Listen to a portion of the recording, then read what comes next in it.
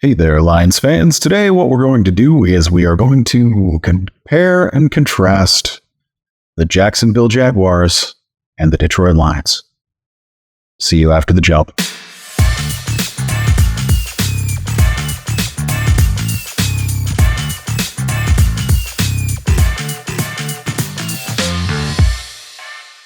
The reasons for this comparison are simple. At the end of the 2021 season, the Jacksonville Jaguars drafted number 1, and the Detroit Lions drafted number 2. Seemingly, that would mean that they were in a very similar place in terms of the development of their franchise. But I don't actually think that's anywhere near true. I think the job that has been done by Brad Holmes and Dan Campbell required significantly more effort than what the Jacksonville Jaguars have done for a couple of reasons that I'm going to go over right now. Basically, at the end of that season, they were at the same spot, but how they got there was vastly different. The Jags had some really good players on their roster, but they had a head coach that couldn't handle the NFL spotlight in Urban Meyer. It's pretty legendary, the level of meltdown that he went through while he was the head coach of that team, not traveling home with the team on numerous occasions. There were videos of him with younger women in clubs. As a married man, not exactly the kind of face forward that you want to have from your head coach of a professional sports team. In 2022, enter Doug Peterson. And regardless of how you feel about the way his time in Philadelphia ended, in which there were allegations of organization-wide tanking, Doug Peterson is a good football coach who knows how an NFL team needs to be run, and that is evident by the fact that a team he coached made it all the way to the Super Bowl and won with Nick Foles, BDN, as their quarterback. You give him a team that just had us back-to-back number 1 overall picks. You hand him Trevor Lawrence, the ascending young superstar, and I think we can all agree that while we're perfectly happy with Jared Goff in most cases, we'd probably rather have Trevor Lawrence. Can we be that rational today? Can we have that as our main point of discussion? On that subject, at the very least, it's a very good spot to be in. It's just a matter of whether you have the right coaching staff in place to basically develop that player. And thinking that Doug Peterson, the guy who was the head coach for the best years of Carson Wentz's career, could probably be that guy isn't much of a stretch. Top that off with the fact that the Jaguars have spent huge money on free agents in the last 2 years trying to get out of the position they were in as the worst team in the NFL, legitimately, when they got Trevor Lawrence. They bought their way out of their basement by basically purchasing a defense, spending all of the money on receivers and linemen, and just did everything they possibly could to get out of the position that they were in. Let's compare and contrast that with what the Detroit Lions have had to work with in that same amount of time. They have not spent more than $10 million a year on a free agent until this season with Courtland Sutton. 10's not a big number, folks, particularly for a team who is having to buy players that frankly don't want initially to come there. I think we've gotten to a point where we're sort of past the hump on that one. But for the last 2 off seasons, this was not a destination free agents were particularly interested in coming. I think Hard Knocks had a huge impact on that, as they saw a little bit more of Dan Campbell and company and the way that they interact with players. You know what I mean? Like it was a really good commercial for this organization. And I think that's because that's the way that they saw it, was as an opportunity to show people, not just say that it was different here, because every single front office that's come in here has said that it was going to be different. And a few have even done things, you know what I mean? Like Bob Quinn did upgrade the facilities for the players to use. Like he saw that as something that needed to be fixed, and he fixed it. So it's not like other regimes haven't done anything, but they haven't embraced something like Hard Knocks that was absolutely vital in changing the way that the league thinks about this team. The Lions have basically only really had drafting and developing as a means of improving the roster, because until this season, they did not have any luck getting free agents. They desperately needed wide receivers. Josh Reynolds took less money than the Lions offered to go to the Titans, ended up on their practice squad, got waived and came here anyway. That's how Reynolds got here. It wasn't something where he was excited in the offseason to come to Detroit. That's gone now. Like I said, now we are in a spot where, because of Hard Knocks and the inside the den stuff that the team has done, I think people are kind of coming around on the Detroit Lions as a place that might actually want to play, even with other opportunities. You can't tell me nobody else in the league was going after Courtland Sutton. There's no way. So the two teams are in kind of a similar situation where they're young, ascending rosters. They both were at the 9-win rate last year, although the Lions did stomp on the Jaguars during the regular season quite nicely. We were all very happy about that. But they got there in very different ways, and they are not right now, I would say, in the same spot for the same reasons, if that makes sense. There have been some changes since last year's game, so I'll just go over those quickly. Probably the biggest change to the Jacksonville Jaguars is the addition of Calvin Ridley. It cannot be overstated that they added a wide receiver one for pennies on the dollar. Last year, Christian Kirk outperformed basically what everybody thought he was going to do in the wake of signing a giant free agent contract with the Jags, but he will now be slotted as the number 2 wide receiver despite having had a great year last year. The wide receiver core they have last year was starting Marvin Jones, and we'll get to Marvin Jones again later as we discuss our own team. But he's not a wide receiver one in the NFL. It's going to completely change the Jaguars offense to have a receiver better than any that they had last year added to that group. It almost always does completely change the calculus on trying to defend an offense when you just add a blue chip player like Calvin Ridley to the offense. The Jaguars were pretty quiet this year in free agency, unlike the previous two where they had been trying to buy a baseline of competency across their team.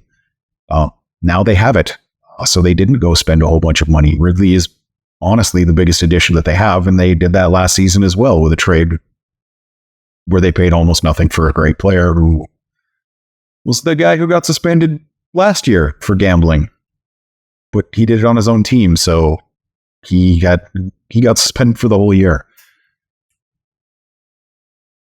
Their biggest free agent signing was probably their own guy in Evan Ingram, the tight end that fit in very well into their offense, and losing him would have been quite a blow, actually, to what they do offensively.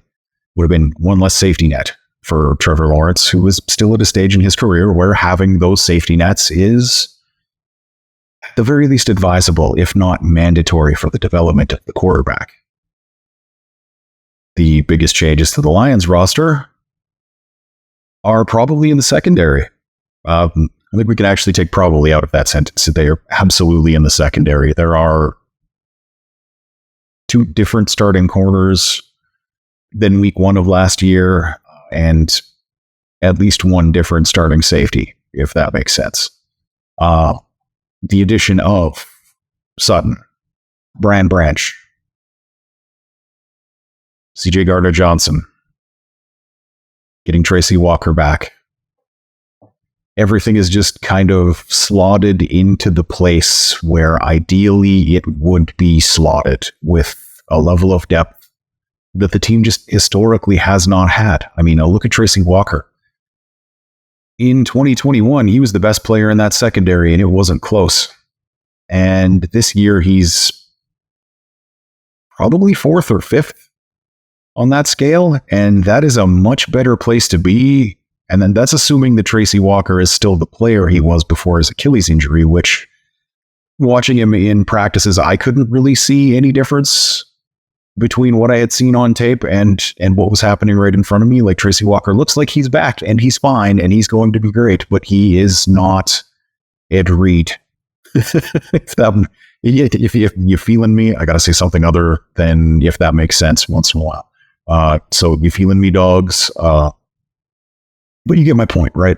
Tracy Walker was the absolute unquestioned leader of this secondary in 2021. And in 2023, on that pecking order, is he third? Or is he lower than that? Like, we don't really know what they're actually going to do week one, but most of what I saw at practices had Tracy Walker with the second team. And I know AG told us to not get caught up in that, but we don't have other things to talk about at this point, so I'm still going to say things like that. Sorry, coach. The other big difference in the Lions since the last time they played the Jaguars is in the depth and age of their pass rushers. I've never seen a Lions team that was this deep in the pass rush. It's just a marvel to behold how much they have added and how much they have done in the last 2 years. We went from basically having Romeo Okwara and nothing. And yeah, I'm going to call a certain well-overpriced free agent Bob Quinn signing, I'll just say his name, Trey Flowers, was nothing in this defense. He's a blue guy, but in terms of the actual quality of what he brought to the table, it just was never going to be a fit for any dollar value. This isn't where he should be. And luckily, he's not anymore for him and the team. They went from that, again, where Romeo Okwara was the number one pass rusher with a bullet, zero question, to a point where he is definitely not starting, and it is reasonable to start questioning whether there is a place for him, and that's in 2 seasons with the addition of Houston, Hutch, Pascal, the possible ascension of Julian Okwara, Charles Harris coming in as well. Like, that's it.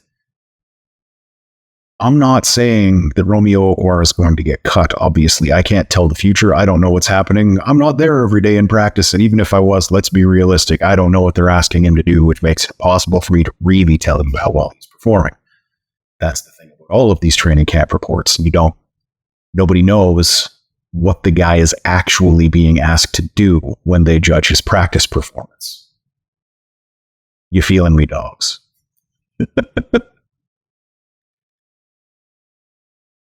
Regardless, whoever actually plays this week should match up extremely well with whoever they're playing against, the Jaguars. And that's a beautiful change to see in the last 2 years. I would take what we have at the pass rush position over what they have all day, every day, without a single question. And they have also spent a lot of resources at that spot. Matchups I want to read about. First thing, obviously, Sutton versus Ridley is something I'm very interested to hear about. And the reports coming out of practice today are saying that Ridley likes to talk, which also adds CJ Gardner-Johnson to the list of people that are going to be interesting to see how they interact with Ridley. Actually, honestly, if you just go those 3 players and then you roll Christian Kirk into that as well, that is what I would be spending every second of my time at these practices watching if I were so lucky as to be able to go to them. I am not, unfortunately. I'd also like to see Hutchinson versus Walker Little. I really think that that's going to be a fun practice matchup for everyone who gets to check that out. Hopefully we'll get to read some things about that. Like I said, I'm not there, so I don't get to tell you about it. Obviously, with the news today of Amon-Ra St. Brown going down with some kind of injury that we're all waiting with bated breath, hoping that it is not anything that will make him miss time.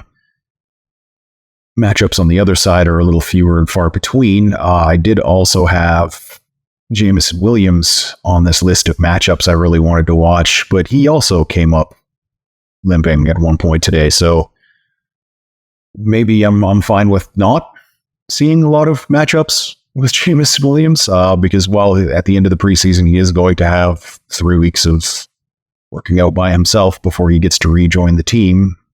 I know it's a 6-week suspension. He gets to come back to the team after 3 weeks. Just can't practice with them or play, but he's in the building, which is good for everybody. Him versus whoever he goes up against is something that's always a wonderful thing to watch because there are very few things on an NFL, even on an NFL practice field, that make you just kind of stop and look at it and go like, that's really nice to watch. And one of those things is Jameson Williams running. Another one that I don't think I've talked about is sitting on the bleachers after practice with Chris, watching Hendon Hooker just throw balls was nice. That guy's delivery is just, if you were going to animate a quarterback delivery and you were just going for maximum beauty, that's probably the one that you try to use, if that makes sense. But he's not matching up against anybody, so I'll stop gushing over the guy who was my number 3 QB in this draft for just a moment here. Back to what I was actually trying to talk about. Matchups. Brian Branch and Jamal Agnew are a matchup I'm super interested in. I want to watch Branch go against speed guys who don't really have anything else because it's the only thing he has trouble with as near as I can see, and it's something the teams are going to try to exploit. So that's something I hope we read a little bit about is reps of him versus that guy.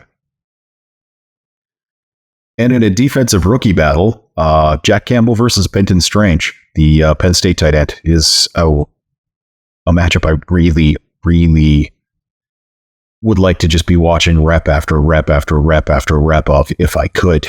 Wasn't expecting either of these two guys to go as high as they did in the draft, but watching them go against each other, they're kind of the other side of the field equivalent to each other, if that makes sense. Like,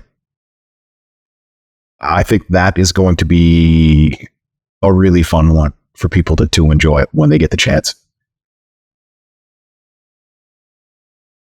I'm going to talk a little bit more about the injuries because I'm so excited about these two players. Like, is it weird that as the guy who gets accused constantly by people in the Slack chat of being an old grognard who's obsessed with old school football and what's running constantly, that my two favorite players on this team are Amon-Ra St. Brown and Jameson Williams?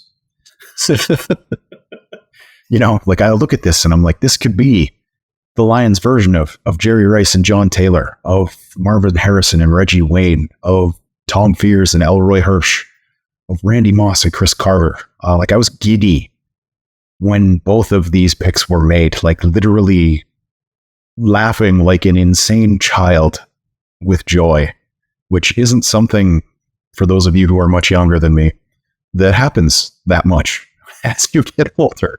You know what I mean? Like, you've seen a lot of things. New things that happen tend to just look like old things, but those two players going